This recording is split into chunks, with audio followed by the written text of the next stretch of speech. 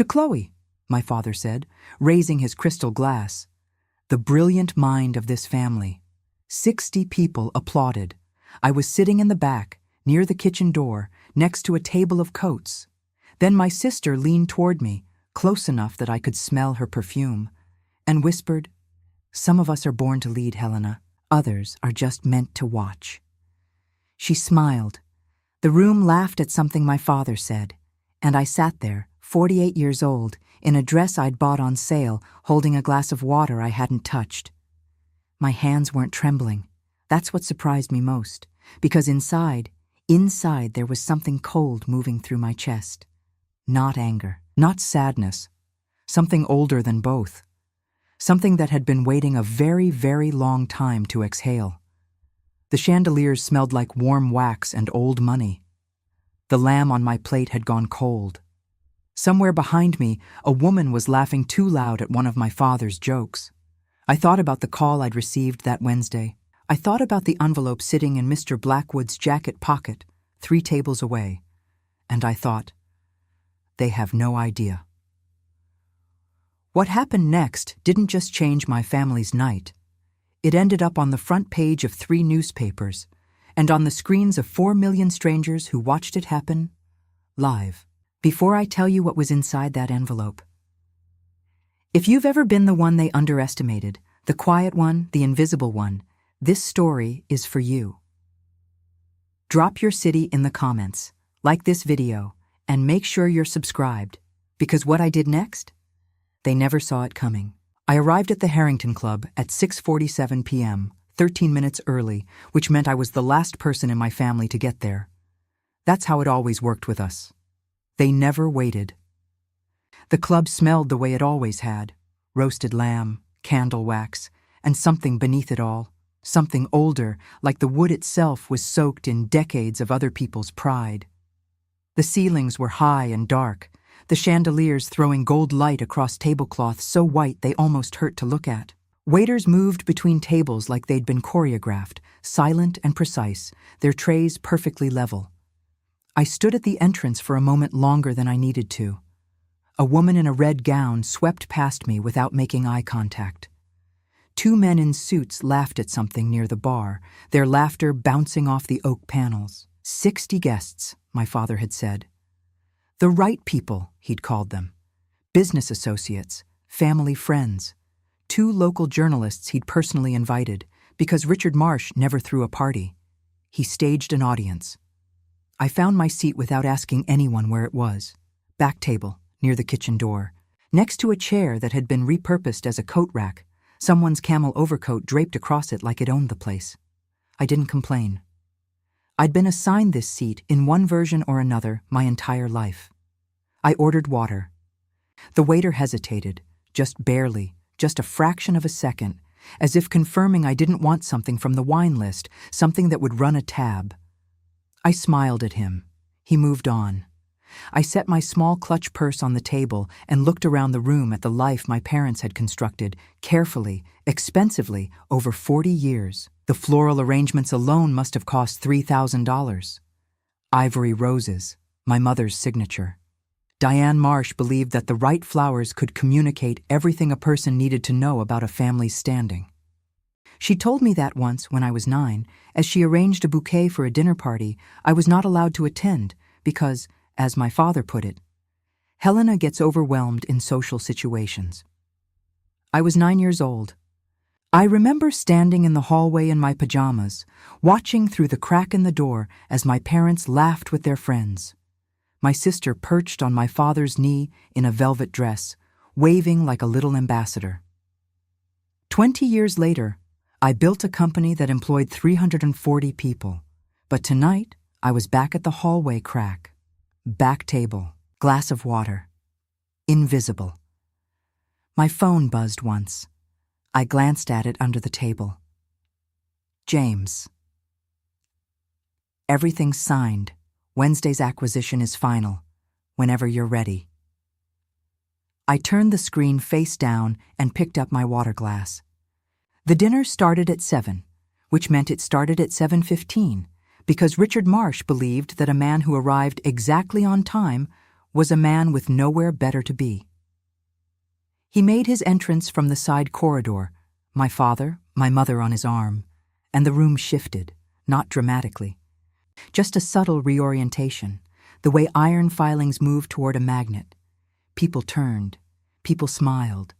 A smattering of applause began near the front tables and rolled politely backward through the room, fading somewhere around the third row. It did not reach the back table. My mother was wearing the blue silk dress she saved for important occasions. She looked beautiful and terrified, which was her permanent expression at events like this. The expression of a woman who had spent 40 years making sure the flowers were perfect and the guests were seated correctly and that nothing ever went wrong in public. Her eyes swept the room as she was guided to her seat. They passed over me without stopping, not cruelty, just habit. Chloe arrived 30 seconds behind them, which was intentional. My father had taught her the entrance trick. She wore a cream dress, tailored, Harvard's crimson pin on her lapel. She was 43 years old, and she still wore that pin. She shook hands, kissed cheeks, received compliments like she was cashing checks. Her laugh was practiced and perfect, landing at exactly the right volume in exactly the right moments. She did not look for me when she entered the room. At the front table, a phone screen lit up. Aunt Patricia, my mother's older sister, was already holding her device at a slight upward angle, the way people do when they want to capture a moment they'll replay 17 times. She'd told me last Christmas that she'd started an Instagram account. "For the grandchildren," she'd said, "so they know what the family looks like." She pressed something on the screen. A small red circle appeared in the corner. I noticed it. I said nothing. My father stood, adjusted his jacket, and lifted his glass. The room quieted. 53 years ago, he began, his voice filling the room without effort, the voice of a man who had never once doubted he deserved to be heard. Diane and I made a decision to build something that would last, a family, a legacy. He paused for effect. Tonight, we celebrate the crown jewel of that legacy. He turned to Chloe. "To my daughter, the brilliant mind of this family, the one who carried our name to Harvard and brought it back polished. She inherits the Marsh Mansion and the new Tesla in the driveway, because excellence," he raised his glass higher, "deserves to be rewarded." The room applauded, full, warm, genuine applause. "As for Helena," he added, almost as an afterthought, almost kind, the way you might mention a footnote at the end of a speech. "Well, we just hope she can keep that little assistant job of hers." Soft laughter, not cruel, just thoughtless, which somehow was worse. I did not move. I kept my face neutral. I had spent 20 years learning to keep my face neutral. Chloe turned in her seat and found me across the room. She smiled, the slow, deliberate kind, and leaned toward the woman beside her, close enough to whisper, but not close enough that I couldn't read her lips. "Some of us are born to lead, others are just meant to watch." She turned back to the front. I picked up my water glass, and that was the moment I saw him, Mr. Blackwood, standing just inside the entrance of the Harrington Club, in a charcoal suit that cost more than some cars, holding a golden envelope at his side with the casual authority of a man who had delivered verdicts in rooms far more important than this one. He was 63 years old, and he moved like someone who had never once rushed. His eyes found mine across 60 people, across the applause and the laughter and the ivory roses, and he gave me the smallest nod. "Ready when you are." I looked down at my water glass, at the condensation collecting at its base, forming a small, perfect ring on the white tablecloth. I thought about the envelope. I thought about Wednesday. I thought about the 30 years it had taken to arrive at this exact seat, in this exact room, on this exact night, and I thought, not yet. Let them have this moment. It was going to be the last one. I had asked Mr. Blackwood to arrive late. Not dramatically late. Not the kind of late that announces itself. Just late enough that the toast would be finished, The applause would have settled, and everyone in the room would have already decided what kind of night this was going to be. Comfortable. Predictable. Richard Marsh's version of the world, confirmed once again by 60 witnesses. I needed them settled. Complacent people don't see things coming. I watched him from the back table as he handed his coat to the attendant near the door. Unhurried, precise, the way he did everything. Mr. Blackwood had a quality I'd noticed the first time I met him, 20 years ago in a conference room that smelled like burnt coffee and broken promises. He occupied space differently than other people. Not loudly, just completely. As if the room quietly rearranged itself around him without being asked.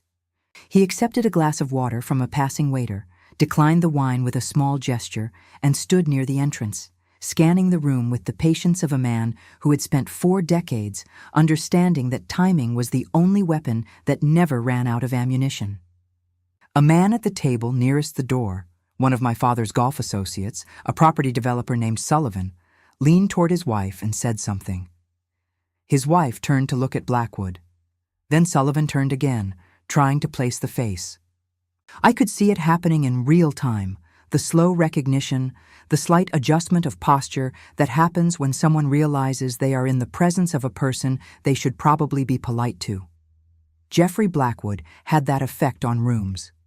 He'd represented 3 Fortune 500 companies in landmark cases. He'd appeared on the cover of Boston Legal Monthly twice. He was the kind of lawyer that other lawyers mentioned carefully, the way you mention weather that could turn. He was also, for the past 20 years, entirely and exclusively mine. My father had never known that. Why would he? Helena didn't need lawyers. Helena had an assistant job. I picked up my water glass and took a slow sip, watching Sullivan whisper to the man beside him, watching the whisper travel one table forward, then another. Like a small stone dropped in still water. The ripple moved quietly toward the front of the room, toward the table where my father sat, where Chloe was holding court with the comfortable authority of someone who had never once questioned whether she deserved the throne. I set my glass down. Not yet.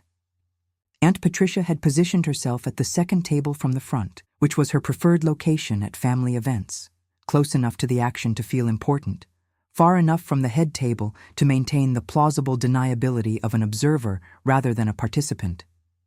She was wearing a purple wrap dress and the pearl earrings she saved for occasions she planned to document. Her phone was propped against her water glass. The small red circle was still glowing. I would learn later, much later, the following morning when my assistant forwarded me a screenshot, that by 7:22 p.m., 41 people were watching Aunt Patricia's Instagram live. She had captioned it, "Chloe's Big Night, so proud of our Harvard girl," with the location tagged as the Harrington Club, Boston. She had absolutely no idea that the camera was pointed directly at the podium. At the front table, Chloe was in the middle of a story. I could tell by the way her hands moved, the practiced arc of her gestures, the way the 3 women seated around her leaned in at exactly the right moments. She had always been a gifted storyteller. I'll give her that. She understood instinctively that people don't remember what you say. They remember how you made them feel. It was a skill she'd honed over 4 decades of being the interesting one. The irony was that the most interesting story in the room was mine.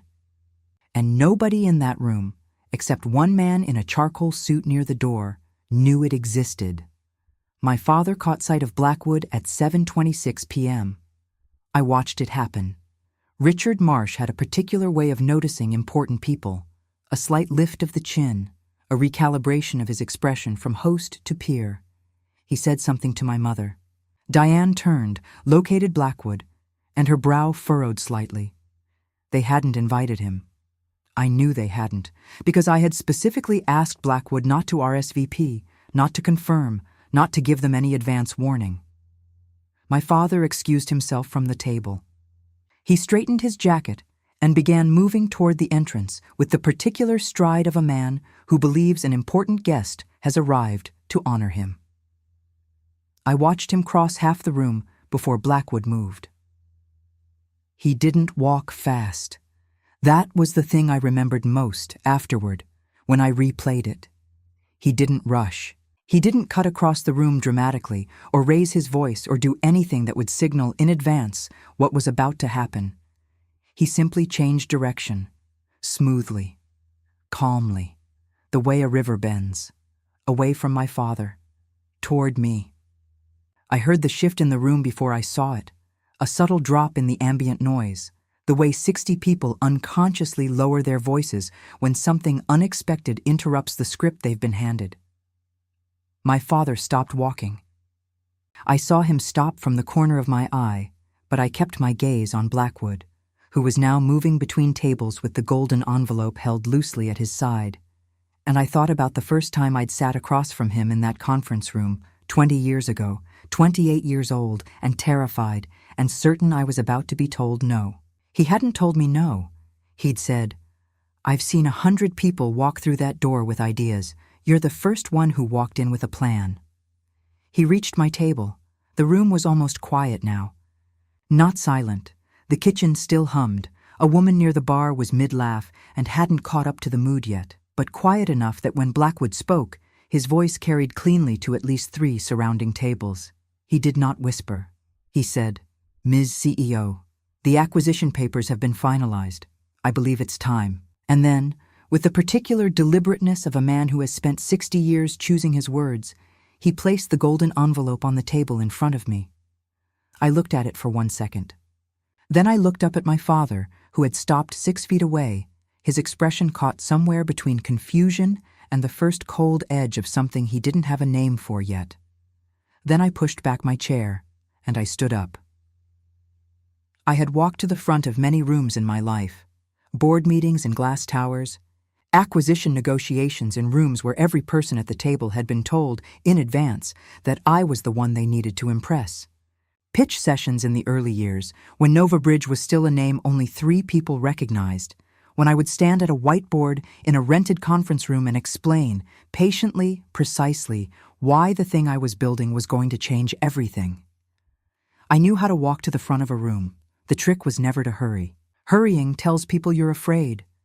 And I had not been afraid since the morning, 20 years ago, when I wired the last dollar from my personal savings account into a business account under the name H. Lane Consulting, sat back in my kitchen chair, and thought, well, now there's no going back.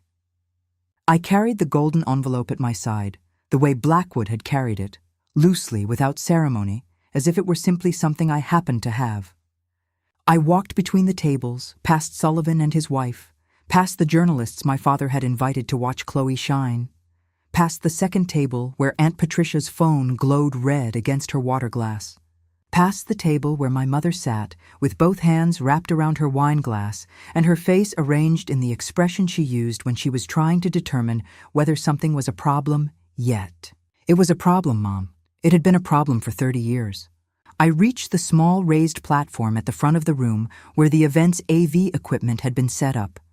A projector, a screen that had been used earlier in the evening for a slideshow of Chloe's Harvard photos, her graduation, her year abroad, the carefully curated visual biography of a brilliant life. The laptop was still open. I set the envelope on the podium and looked out at the room. 60 faces, some confused, some curious, some, the ones who'd clocked Blackwood's entrance and his walk to my table, already leaning forward with the focused attention of people who sense that something real is about to happen in a room full of performance. My father moved first. He came from the left, his jaw set, his voice dropping to the register he used when he wanted to sound authoritative without making a scene. Helena. He said my name like a period, like a full stop. Whatever this is not the time or the... Dad, I said, and my voice was calm, and it was quiet, and it carried anyway. Sit down. He stopped. I don't think anyone had said those 2 words to Richard Marsh in 40 years. He stood there for a moment, recalibrating, and I held his gaze and did not look away. And something passed between us that was older than the room, older than the mansion, older than the toast he'd just given, the thing that had always lived between us, unnamed, persistent, the question of who I actually was. He sat down. I opened the envelope. Inside were 3 documents, printed cleanly, organized in the order Blackwood and I had agreed on 2 weeks ago over coffee in his office, the winter light coming through the windows, both of us quiet for a moment before he said, "You know you don't have to do this publicly." And I had said, "I know." I connected the laptop to the projector with the cable that was already waiting, already plugged in, because I had called the venue coordinator 3 days ago and asked, very politely, if the AV equipment would be available throughout the evening, and she had said yes, absolutely, of course.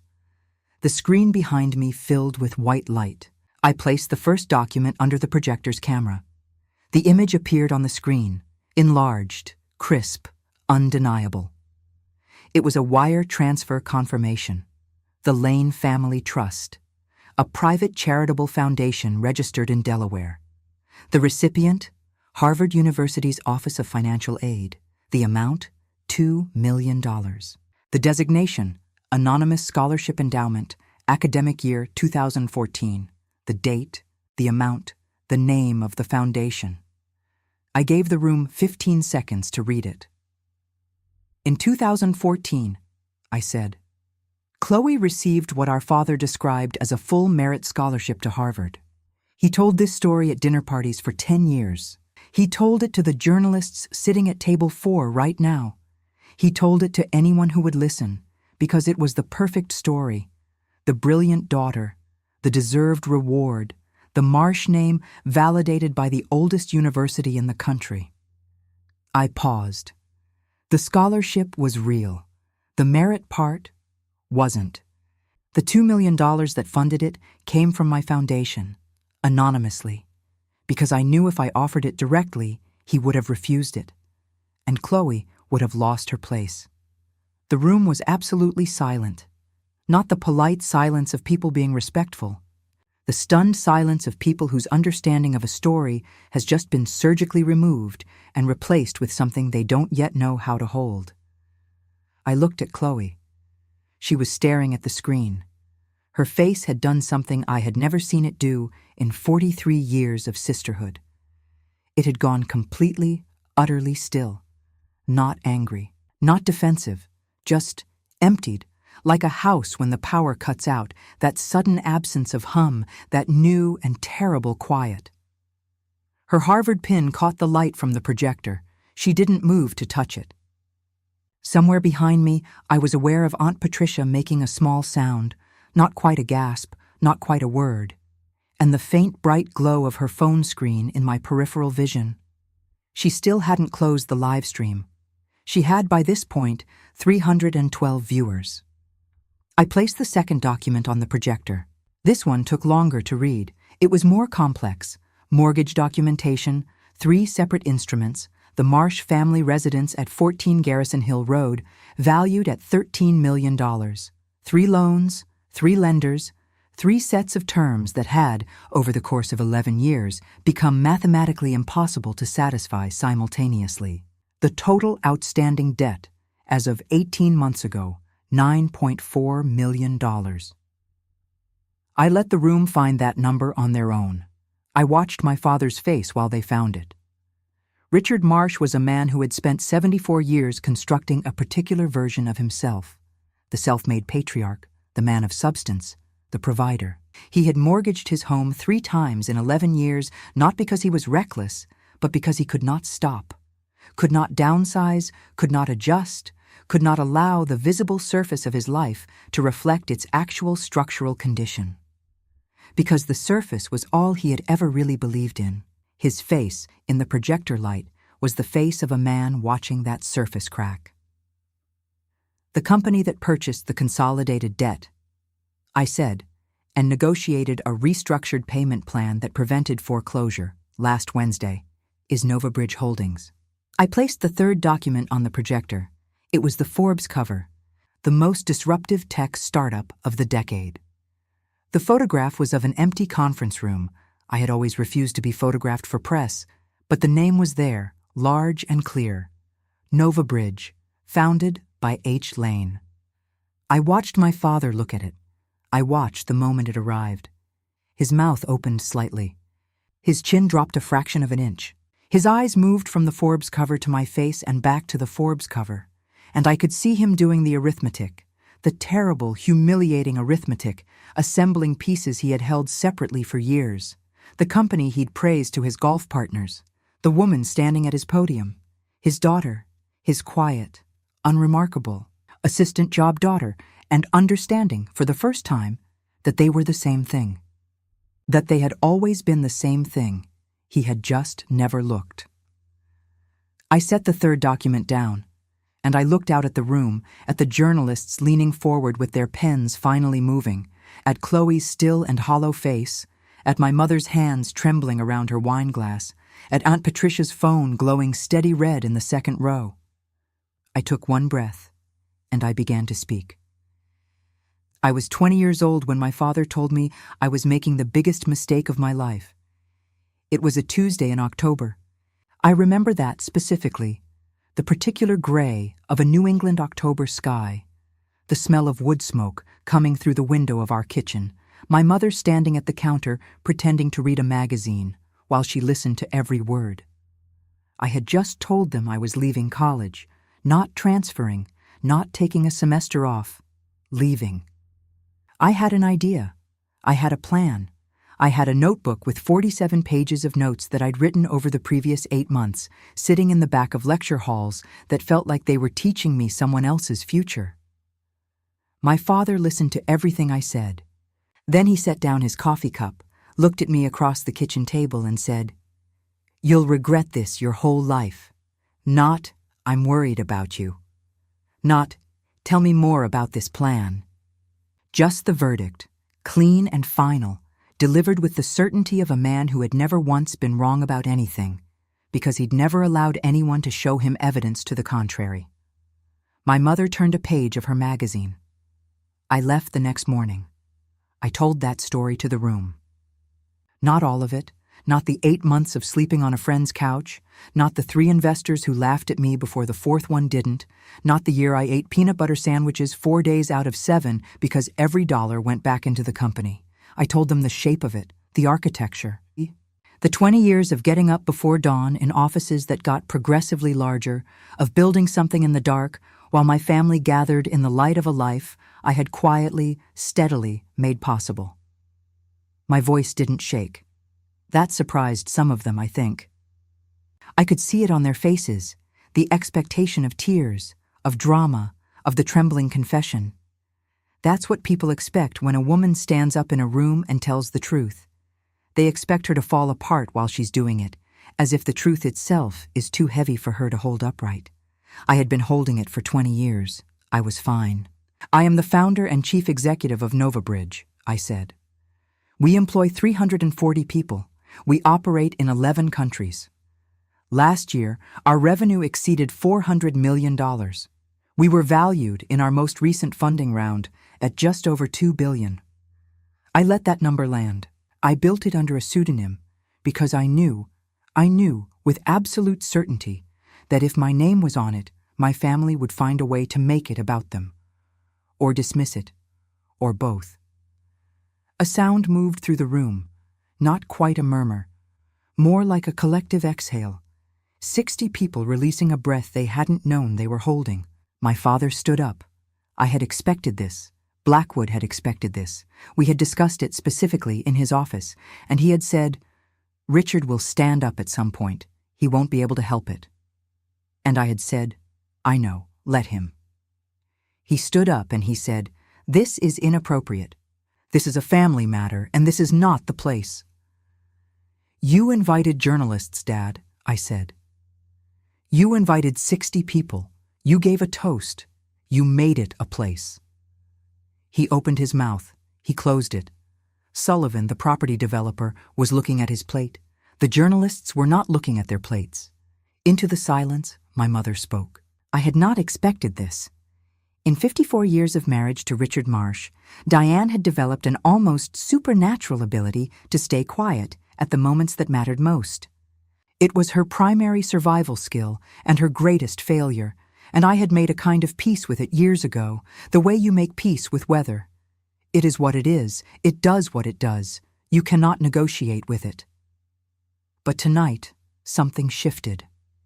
She looked at me from the front table, her hands still wrapped around her wine glass, and she said, quietly, carefully, as if she were trying to help, "Helena, sweetheart, you have to understand. We just always thought Chloe was the one who needed more support. You always seemed so self-sufficient." The room went very still. I looked at my mother for a long moment. "I was self-sufficient, Mom," I said, "because you left me no other option." She flinched. It was small, it was real, and I felt it. The way you feel the recoil of something true, the particular ache of a sentence that lands exactly where you aimed it and still costs you something to fire. Behind her, Aunt Patricia made another sound. I glanced over and saw that she had finally noticed the red circle on her phone screen. She was staring at it with the expression of a woman trying to calculate how many people were watching and arriving at a number that frightened her. The answer at that moment was 1,247. She did not turn it off. I think she didn't know how. I picked up the 3 documents from the projector and squared them against the podium, unhurried, the way I squared papers at the end of every board meeting, a small, deliberate gesture of closure. I slid them back into the golden envelope. Then I looked at Chloe. She had not moved. She had not spoken. She was still sitting in the same position she'd been in when the first document appeared on the screen, her hands flat on the tablecloth, her Harvard pin catching the light, her face doing that thing it had been doing since the wire transfer appeared, that hollow, powered-down stillness. I had thought for years about what I would feel in this moment. I had imagined satisfaction. I had imagined relief. I had imagined, in my weaker moments, something close to triumph. What I actually felt was closer to grief, because Chloe hadn't known. I believed that. I had always believed it, even when it would have been easier not to. She hadn't known about the scholarship. She'd been handed a story, the story of her own brilliance, her own deservingness, and she had worn it the way anyone wears a story they've been given since childhood, without questioning it, without looking at the seams. That didn't excuse the whisper.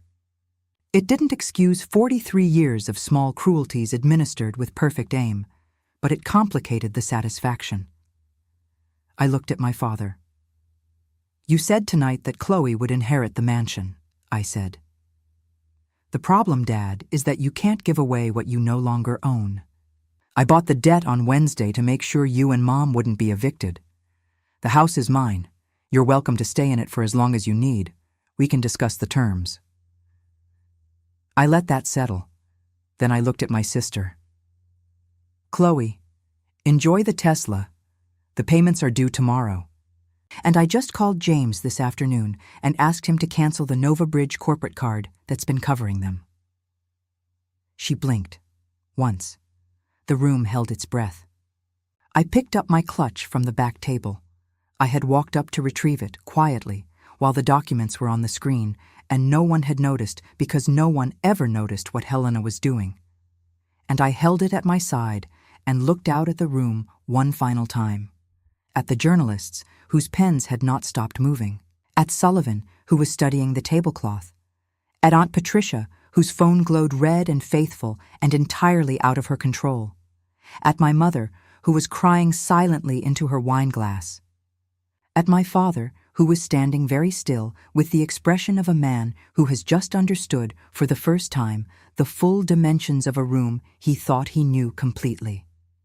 At my sister, who was looking at me, really looking at me, possibly for the first time in 43 years, with something in her eyes that I didn't have a name for yet. I took a breath, and I wasn't done. There is a specific kind of silence that only exists in rooms where the truth has just arrived uninvited. It isn't uncomfortable exactly. It's more like the silence after a thunderclap, that suspended moment where the air itself seems to be deciding what to do next, where every person in the room is privately recalibrating, sorting through what they thought they knew and what they now have to make room for. That was the silence I was standing in, and I had one more thing to say. I looked at my father first.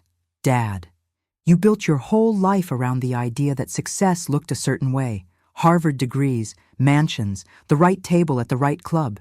You read Forbes every month and you told your friends about the companies you admired, and one of them was mine. You praised Nova Bridge to your golf partners 3 times that I know of, because James plays at the same course and he told me. You called it the kind of American success story we don't see enough of anymore. I paused. It was your daughter's success story, and you never looked closely enough to see it. Richard Marsh said nothing. He was still standing, but something had changed in the architecture of his posture. A slight rounding of the shoulders, a lowering of the chin, the incremental physical language of a man whose certainty is leaving him, quietly, the way water drains. I turned to my mother. Mom, I know you love me. I have never doubted that. But love that stays quiet when it should speak is just absence with a prettier name. Every time you watched him dismiss me and said nothing, every dinner, every holiday, every toast where my name was the footnote, you made a choice. I need you to know that I know that. I need you to know that I forgive you for it. But I need you to know.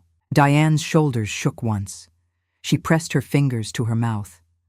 I turned to the room, to the 60 faces, some guilty, some riveted, some doing the specific thing that people do when they witness a private reckoning in a public space, that combination of wanting to look away and being completely unable to. I'm not telling this story for drama, I said. I'm telling it because for 30 years I was told, directly, indirectly, in 100 different ways, that I was less, that I was the background, that the best I could hope for was to be tolerated at the table where other people made decisions. I looked at the journalists. I wanted on the record that I was never the background. I was just working in a room you weren't invited into. One of them, the younger one, a woman about 30, who had been writing continuously since the first document appeared, looked up and met my eyes and gave me the smallest, most professional nod I had ever received. I felt something release in my chest. Then I turned to Chloe. I had saved her for last, deliberately, because Chloe was the complicated one. Not the simplest wound, not the cleanest grievance, the one that required the most precision. She was looking at me. Still that new expression, the open, undefended one, the face I had never seen on her before tonight, the face that lived underneath the Harvard pin and the practiced laugh and the 43 years of being the brilliant one. She looked, I realized, like she had looked when she was 6 years old, before the story of herself had fully hardened around her. Chloe, I said, you didn't know about the scholarship. I believe that. And I need you to sit with what it means, that everything you were told about, why you deserved it, about what made you exceptional, about what separated you from me, all of it was built on a foundation that I paid for. Not because I wanted to hold it over you. Because I didn't want you to lose your chance just because our father had already decided which one of us mattered. Her chin was trembling. You whispered something to me tonight, I continued. At the back table. I think you know what you said. She closed her eyes.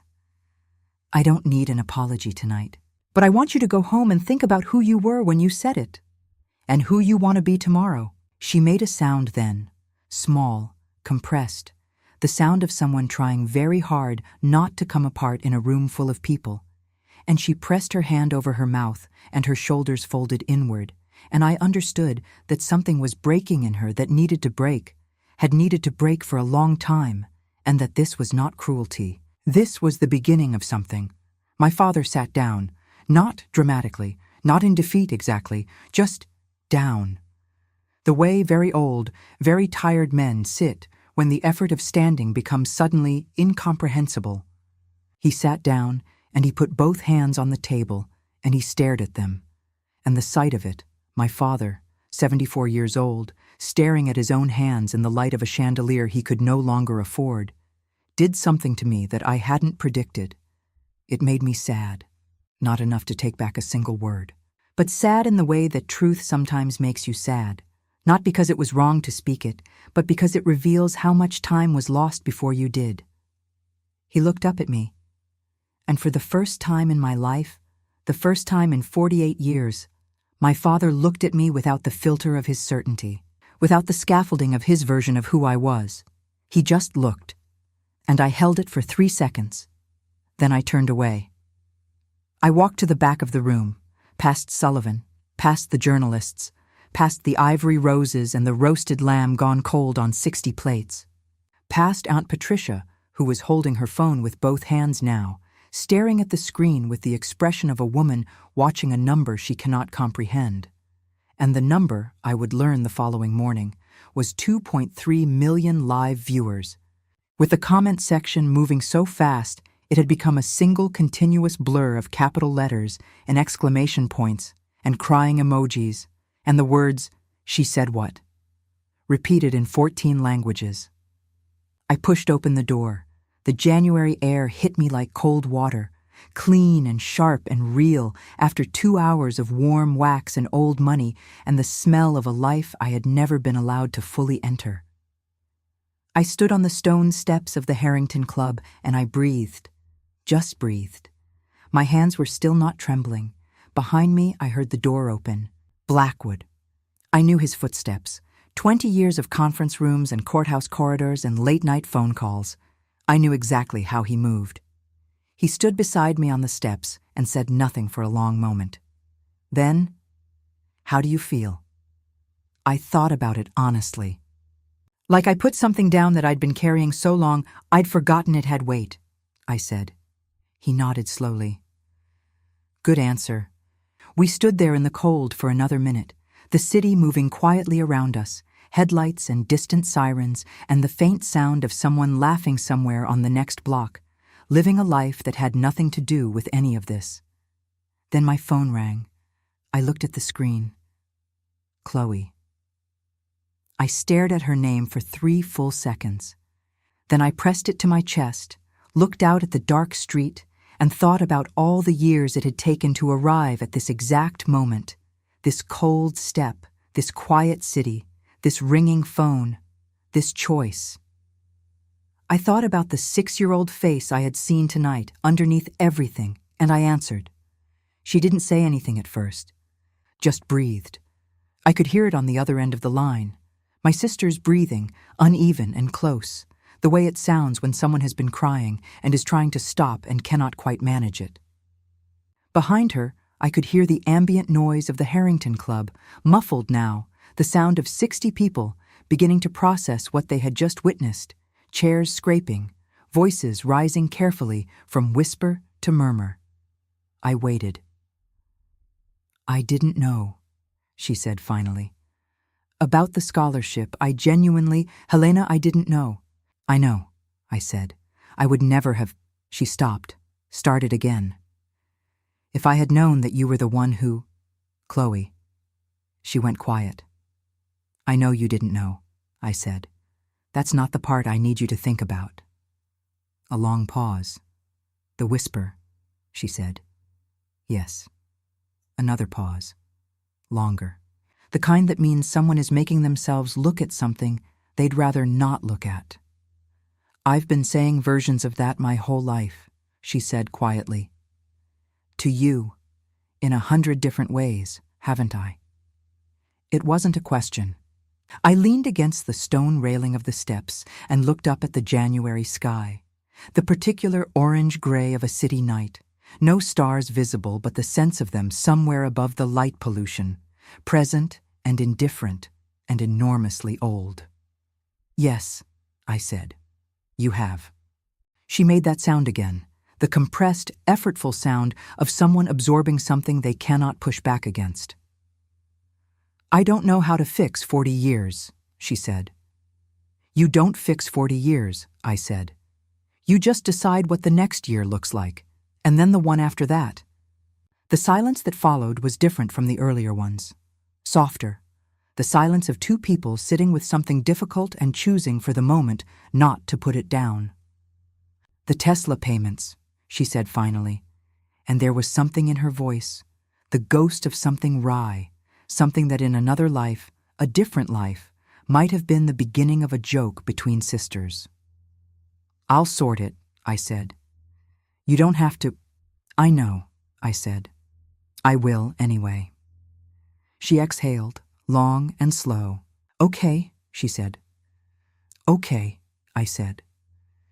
We stayed on the line for another minute without speaking, and it was not comfortable exactly, but it was real, and real was more than we had managed in 43 years, so I held it carefully, the way you hold something fragile that you're not yet sure will survive the handling. Then I said goodnight, and I meant it. 3 months later, the comment section of Aunt Patricia's accidental live stream had 847,000 replies. The video itself, titled by Patricia, at some point in the bewildered hours after the dinner. Chloe's celebration, it got interesting LOL, had been viewed 4.1 million times. It had been covered by 3 national newspapers, 2 podcasts, a Boston morning radio show, and a segment on a cable news program where a panel of 4 people debated for 11 minutes what Helena Marsh's story meant for women in business, for family dynamics, for the concept of legacy itself. I did not watch the segment. James sent me the clip anyway. "You should see this," he wrote. The woman on the left cried. The journalists who had been at the dinner published their pieces within 48 hours. Both were accurate, which surprised me faintly. I had prepared for distortion, for the softening or the sensationalizing, the inevitable reduction of something complex into something that would fit a headline. Instead, both pieces were careful and precise and treated the story with the seriousness it deserved. The younger journalist, the one who had nodded at me, sent me an email 3 weeks later. She said she had a sister too. She didn't say anything else. She didn't need to. Nova Bridge received 412 partnership inquiries in the month following the dinner. I responded to 11 of them. The Marsh family mansion at 14 Garrison Hill Road remained in my name. My parents remained in it. The terms I had drawn up with Blackwood were straightforward and fair. A nominal monthly arrangement, reviewed annually, with the understanding that the house would eventually be placed in a trust for any future grandchildren. My father had reviewed the documents for 3 days before signing them. He had not said thank you, but on the 4th day, he had called me. He had called me at 7 a.m. on a Thursday, which was when he always used to call me in the years before he'd stopped calling.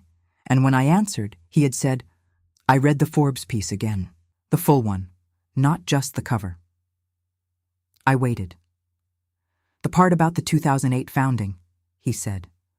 "That was the year your mother had her surgery. You were building the company during that." "Yes," I said. A long pause. "I didn't know that," he said. "I know, Dad." He didn't apologize. Richard Marsh was 74 years old and had not apologized for anything in half a century, and I did not expect him to begin now. But there was something in those 4 words, "I didn't know that," that carried the weight of an apology without its architecture.